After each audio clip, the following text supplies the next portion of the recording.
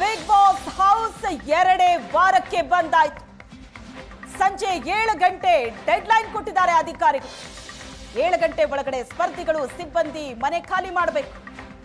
Big boss house ಇದ್ದ ಜಾಲಿವುಡ್ ಸ್ಟುಡಿಯೋಸ್ಗೆ ಬೀಗ ಹಾಕಲಾಗಿದೆ. ಬೆಂಗಳೂರಿನ ಹೊರವಲಯದಲ್ಲಿರುವಂತಹ ಜಾಲಿವುಡ್ ಸ್ಟುಡಿಯೋ.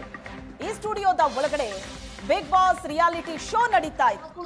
2 ವಾರ ಬಿಗ್ ಬಾಸ್ ಶುರುವಾಗಿ, ಆದ್ರೆ ಈ ಬಿಗ್ ಬಾಸ್ ಸ್ಟುಡಿಯೋ ಹಲವು ನಿಯಮಗಳನ್ನ ಉಲ್ಲಂಘನೆ ಮಾಡಿ ಸ್ಟುಡಿಯೋ ನಿರ್ಮಾಣ ಆಗಿರೋದು.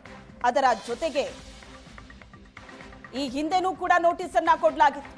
ನಿಯಮ ಮೀರಿ ಜಾಲಿವುಡ್ ಸ್ಟುಡಿಯೋ ನಡೆಸ್ತಾ ಇರೋ ಹಿನ್ನೆಲೆ ಈಗ ಬೀಗ ಹಾಕಿರೋದು.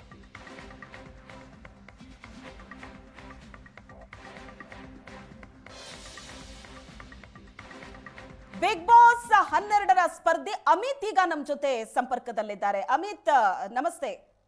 ನಮಸ್ಕಾರ, ಹೇಗಿದ್ದೀರಾ? ಎಸ್ ನಾವು ಚೆನ್ನಾಗಿದ್ದೀವಿ, ನೀವು ಹೇಗಿದ್ದೀರಾ?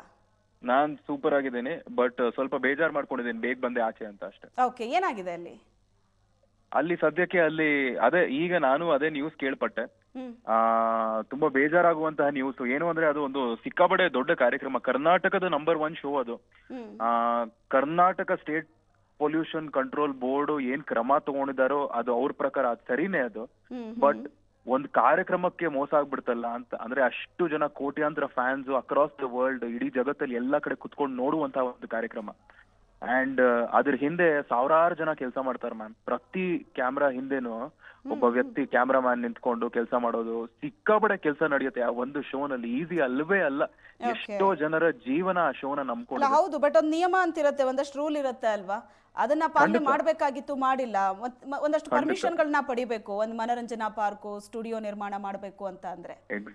ಎಕ್ಸಾಕ್ಟ್ಲಿ ಅದು ಎಲ್ಲೊಂದ್ ಕಡೆ 100% ನಿಜ. ಅದನ್ನ ಸಾರ್ಟ್ ಮಾಡಿಸ್ಕೊಂಡು ಇದನ್ನ ಶುರು ಮಾಡ್ಬೇಕಿತ್ತು ಅನ್ಸುತ್ತೆ. ಯಾಕಂದ್ರೆ ಈಗ ಹಾಗೆ ಇರಿ, ಒಂದು ನಿಮಿಷ ಮಾತಾಡಿಸ್ತೀನಿ. ಹಾಗೆ